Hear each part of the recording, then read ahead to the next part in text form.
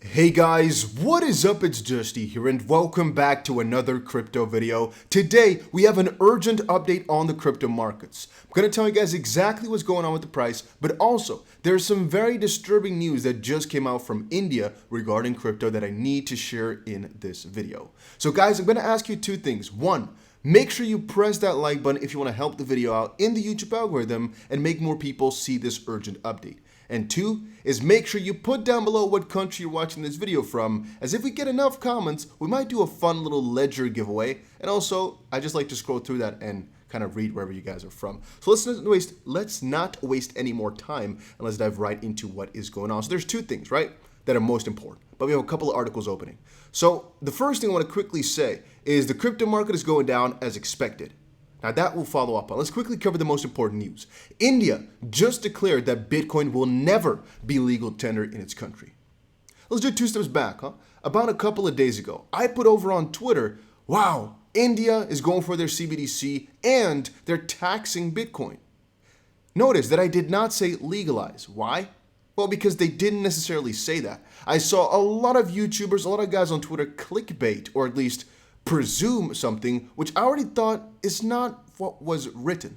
And that's again one of the fun parts about my channel. I find personally we don't give financial advice, and I'll definitely be wrong sometimes, but I like to stick to the facts and what is known and what is officially there.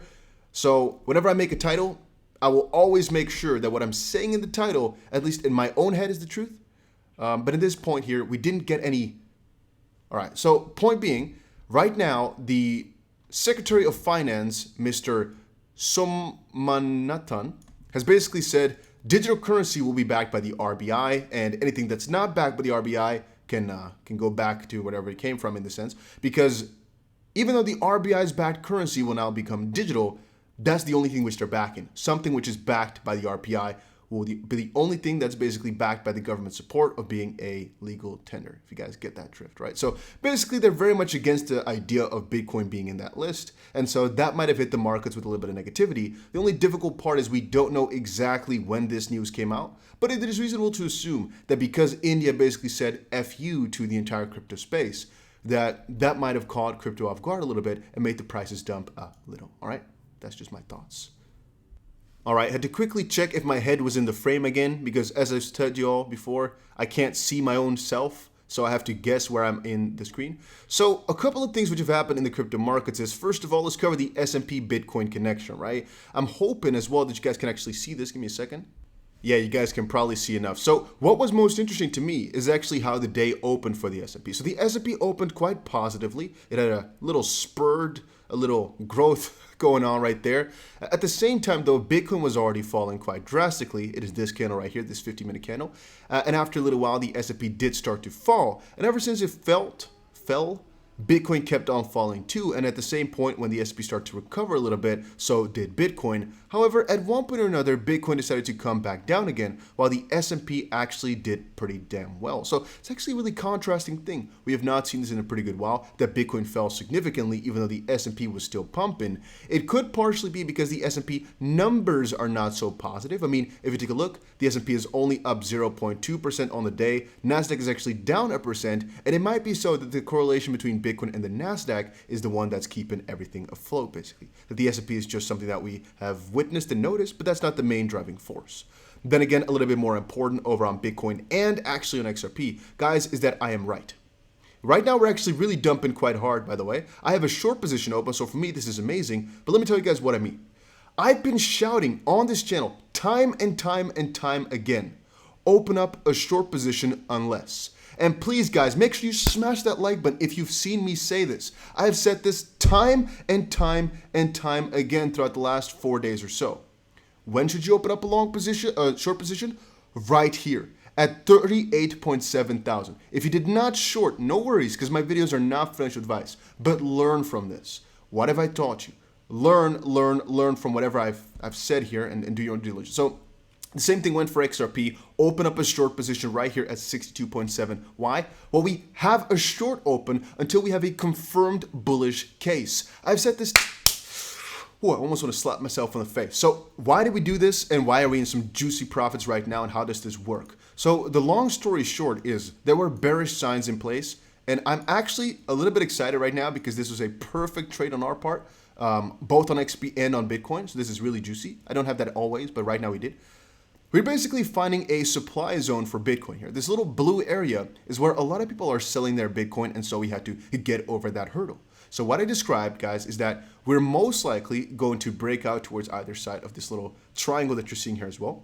And as long as we haven't broken towards the upside with two candles like this, a green candle with a confirming candle, we are in our short position that we were basically using as a hedge. Now, I've said that ever since we hit it for the first time, which might have been the 26th or the 29th.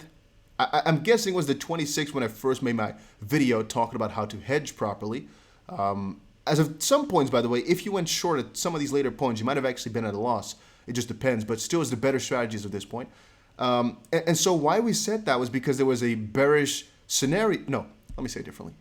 We were basically opening up a short to hedge against all the bullish gains we would get for our juicy altcoins and whatnot.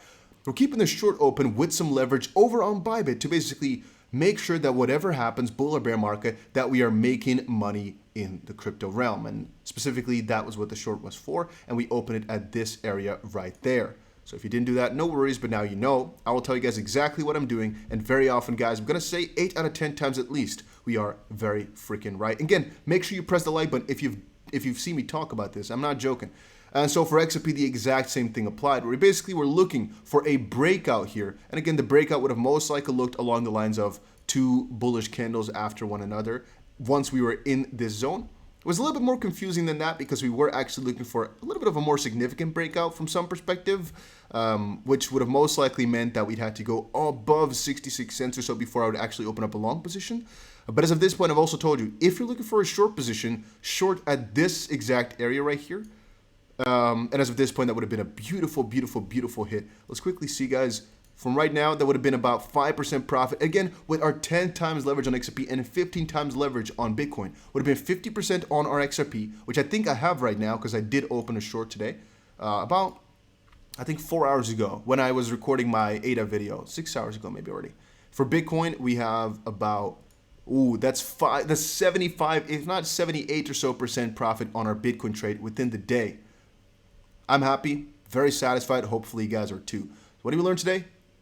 Trust the prices, trust the process, and understand that it's not always in your best interest to stay long. Again, I mean no harm with this video at all. I don't mean to brag. I just mean to show you guys that very often there are some logical factors which lead up to a certain specific event like this. And when I told you guys about the hedge, again, I wasn't 100% right in the sense that I did not know for certain that this was going to happen. And it can shift at the snap of day again. I know. What I'm saying is that you should always keep two options open in the sense that you never really know for certain if you're going to get a bullish or bearish scenario. So prepare for both and make sure you maximize your efficiency. Once more, to quickly explain, we had no long open the whole time because we are in a bearish narrative where things are generally speaking going down. Factor one. Factor two is we have a crazy portfolio of coins. And I'm not selling those coins. So every single time that the crypto market moves downwards, my entire portfolio is coming down. To basically prevent myself from losing money every single day in that scenario, I open up a short with leverage, which basically allows me to, for example, if I have a $50,000 short open with 10 times leverage, then I'm basically shorting with $500,000 in comparison to, for example, right, hypothetically speaking, pick something, $5 million portfolio. You're basically keeping it in a little bit of a balance because every single time you come down, your 500,000 is making you money, and every single time you come up, your 5 million is making you money. So again, you're still going to lose every time you come down further because at the end of the day, up brings you in more. But because of the leverage, it might even itself out. And again, the only other option that you have to make money in a more safe manner potentially is to sell your tokens and try to buy back in. But I don't like to do that. I'd rather keep a short position open so I lose the money if things come back up. But at least I don't have to sell my coins and have this gut feeling of, ooh, I shouldn't have sold. And then again, when you're going to get out of your short, that depends completely on you. You can, for example, as of this point already say, you know what, we've made enough money on this short. Let's look for a new opportunity to go short again. It's definitely feasible because, as I said before, we're having long positions to hedge against our gains, basically, against our bullish scenario, for our bullish scenario. But as of this point, if you want to make profit with that and open up a new short, it's feasible. Then again, it's also feasible to just keep it open as it's the head, or you open another one once we get up there, or you basically half it down, so you take half the profit here and keep half open for the longer term short and hedge scenario. A lot of possibilities. I think the S&P is right now moving towards the downside. That's kind of looking like that's the scenario that's happening. And the same thing applied exactly for XRP, guys. It was expected. Again, XRP is actually not doing as bad as Bitcoin is in terms of where the price is ranging at. I think Bitcoin is doing a little bit worse in terms of that it had a really bullish scenario and then came right back down. For XRP, we're actually still within range. Nothing really has changed throughout the last week and a half already. In terms of the S&P, it's still pumping up a little bit and it ended positively. Yeah, so that's actually rather strange, to be honest with you. That's really quite peculiar, actually. It ended so positively on a positive note. Yet when we look at Bitcoin, it's been going down so rapidly. Very, very interesting. We had a couple other news articles that I would quickly want to share. Breaking: 300 US banks preparing to offer Bitcoin trading in 2022. Very massive news. NYDIG launches a Bitcoin savings plan. Just a quick update. I'm going to quickly go through all these. Bitcoin mining ban proposed by New York gubernatorial candidate. Don't know how to pronounce that, nor will I try it ever again. Democratic candidate Juman Williams has called for imposing a ban on Bitcoin mining, mostly for electricity. Alexis Ohanian's VC fund raises $510 million for crypto. It was basically his Reddit, this Reddit founder. He's going halfly into crypto. Bitcoin's loss of long-term momentum is flashing a sell signal and suggests the coin could test 27 as support, 27,000. Fairly's Kathy Stockton says, this is again very stupid to listen to if you ask me, because when again asking these people what's the probability, they say, 30%, 20%, 50%. What can you do with that info, right? Nothing. And if you're saying it's going to maybe hit 27, I could have guessed that too. It will maybe hit 10. It will maybe hit 40 again. Okay. Yeah, I don't know. Exclusive: Ripple cozies up to UK regulators amid global payment push. What Ripple has done is partner up with a company that has such good connections to the UK banks that it's actually a really smart move to get into their butt cheeks a little bit to kind of cozy up for further crypto regulations inside the country. Very big step, very, very juicy on their side. Google is looking to help build Web3 blockchain products, Alphabet CEO. Again, we already knew this, not really new. Google is pretty bullish on technology, and they know, guys, think about it. Google is actually a central part of Web3. If you think about it, right, the way that MetaMask works, for example, for Ethereum or anything like that right now, if you want to set up a transaction, if you want to do something in Web3, you have to pay for it, basically. Now, on some chains, it's almost nothing. On some chains, it costs quite a lot of money, like Ethereum. Google, of course, knows for every search, eventually, you'll most likely have to pay or at least sign, which, again, has good and bad sides. The bad side is everything will be traceable forever, even though right now it is as well. Right now, there's, I think, a couple more ways to actually make it more private rather than when you're signing everything on the blockchain. It's going to be a lot more difficult to say, oh, that wasn't me. But we'll see about that in the future. It's 50-50. But more importantly, that might be another business model for Google. That every single time, with the way that they've designed their own Web3 part in all of this, every single time you have to use, for example, Google Coin or whatever to sign that transaction to be able to interact with Google. And so any wallet that you have, this is again a 10-year plan. Any wallet that you have will need to have this Google accessible coin to be able to search on something, but maybe not, right? We'll have to see how that goes exactly. I'm just thinking about that. And then crypto community with over 80% historical accuracy sets XP price for February 2022, which again, I think is rather stupid. This is just the community's tab over on CoinMarketCap, which does some predicting right now. Makes absolutely no sense for the future price at all. So yeah, definitely don't hold this with any certainty or anything like that. That was it for today's video, though, guys. Hopefully you all enjoyed it. If it was a little bit bearish, just understand that I'm trying to help you guys out. At the end of the day, what do I have to gain here? Please consider this. I don't make these videos for money, because if you really look at how much it earns, it's really worthless for the work that I put in. Second of all, I'm basically at a point where I don't care as much about how my own crypto goes anymore. And I talk with a lot of crypto YouTubers, right? A lot of you guys don't know this, but just understand from my side here that a lot of these guys are very well off, and for a very good part, I think people are just making videos because they honestly like what they do, or you might not say like what they do, but like what they can achieve. I personally really like it when people call me up. This is my real people, right? A lot of you guys I don't know personally, but when they call me up and say, wow, this is so amazing, or thank you for teaching me how to invest. Should be careful with that. Maybe help me to look into some of this technology or some of this investment opportunities. And that's really what kind of gets me going. From some perspectives, sometimes I get tired and I'm thinking, why would I cover this? But then I'm thinking, well, maybe somebody's going to be happy with what I cover here. So if you're wondering about why, really, I get some sort of joy out of hopefully guys finding what I provide on this channel useful.